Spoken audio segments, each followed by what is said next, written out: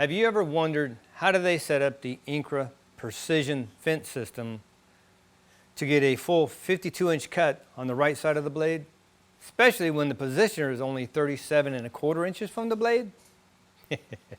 I'm going to show you exactly how we do it next. I'm Rick, and this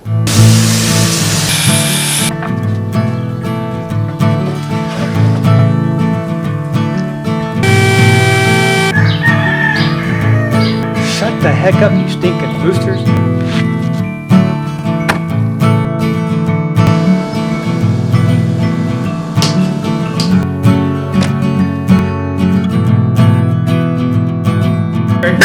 For your sanity.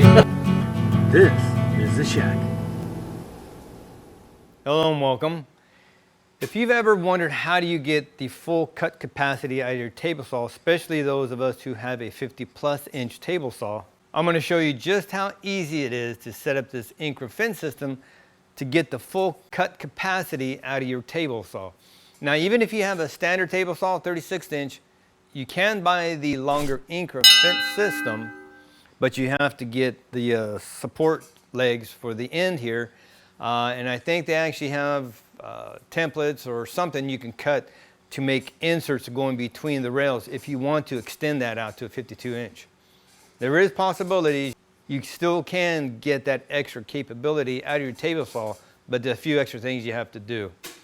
But in my case, or in those who have a 50+, 50 I think is Powermatic size, and I think Lagoon and everybody else has a 52 inch. This system will take your table saw to the next level with repeatability and precision cuts you could never obtain with the factory fence system. I'm going to reposition the camera. I'm going to show you just how you set it up to bring it back to set your stops, so when it does come time, all you have to do is loosen your positioner base, slide it back to the stops, tighten them up, and you're good to go. Let's just dive right in. In order to set the backstop, we have to set this fence at 20 inches, lock it down, and you just put a block of wood in front, hold it down, and I chose just so I make sure this stays where it's supposed to stay. Even though I got it locked down, it shouldn't move. I want to secure it. So this is, I see it's just there to hold, it's not tight. Clamp holding it, the block to the rail is tight so it doesn't move. This is just to make sure the fence stays there. What we're going to do, we're going to slide this base back now. You can see it's 20 inches. So what I'm going to do, I'm going to loosen the knobs up now. I get the little tool that came with it, loosen the set screws down here. Loosen this side. Now what I'm going to do, I'm going to unlock the positioner, and now I'm going to slide this whole base back until it reads 0. I hope I got enough room on this. All right. Slide this whole thing back. Now bring this back. I hope I got enough room till this reaches 0. Woo-wee, talk about right to the edge, huh? In my glasses, I can't see that. Nope, gotta go back further. 0. There, now that's locked in at 0.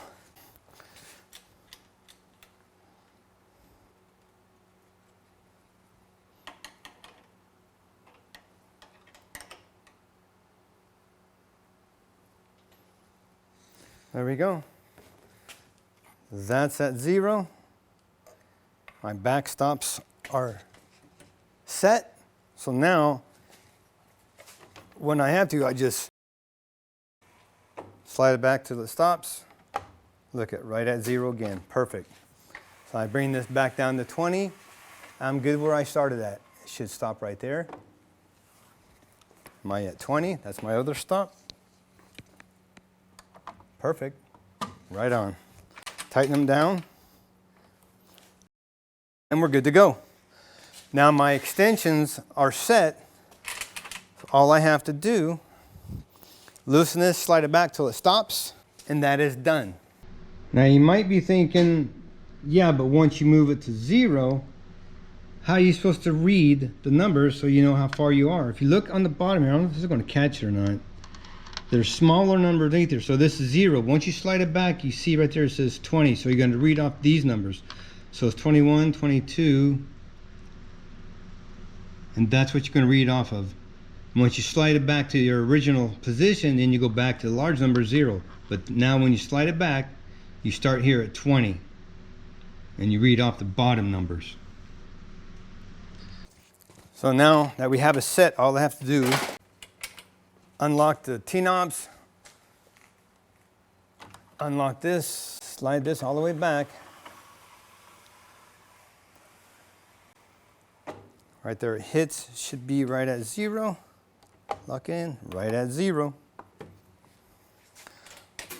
Lock these up. We are good. Now, when I undo all this and I slide them back, now when I unhook it, you're reading off the bottom numbers. So that's the 20 inches from the blade. So now I can go all the way back to 49, 50, 51. Almost 52. 50. I can get a 51 and 7/8 cut out of that.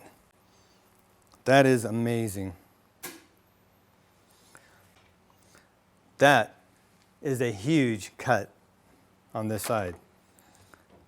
So that is it. This is completely done. It is set. Slide it back to original. Unloosen these. Bring it back.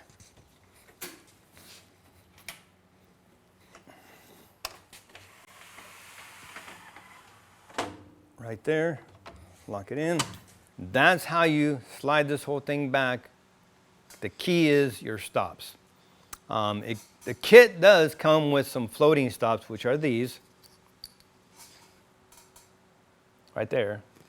But I had to use the bolts and T-nuts out of this to mount my factory power switch for my table saw. The original one was mounted to the front rail, and I didn't want to drill into these rails, so I chose to harvest steal the bolts and T-nuts out of this and use that to mount my power switch for my table saw.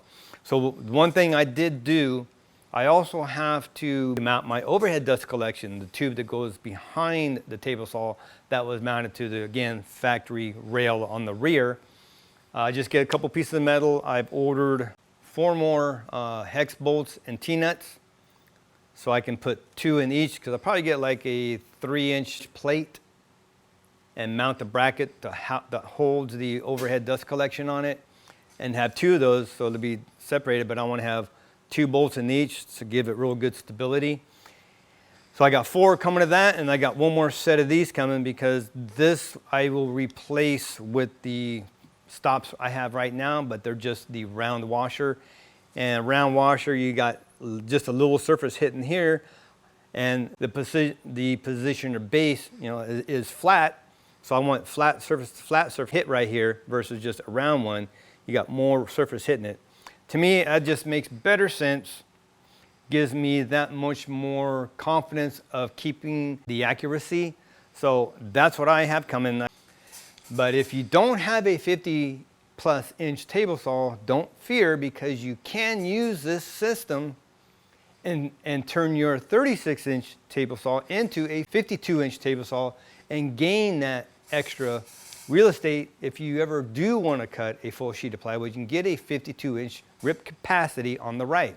But you would have to buy legs for this, so it would have stability on the back here. They have template stuff that you use to cut out like little shelving pieces, and you put in the little T-nut, slide it in the back here, slide that on, and then you rest a piece of, I don't know, melamine phenolic wood on that.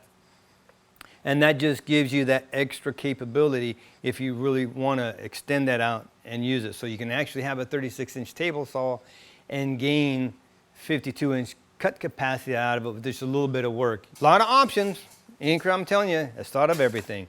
That is it on this video. You see how you get the extra cut capacity out of your table saw, so you have full 52-inch rip capacity versus just a 32-inch.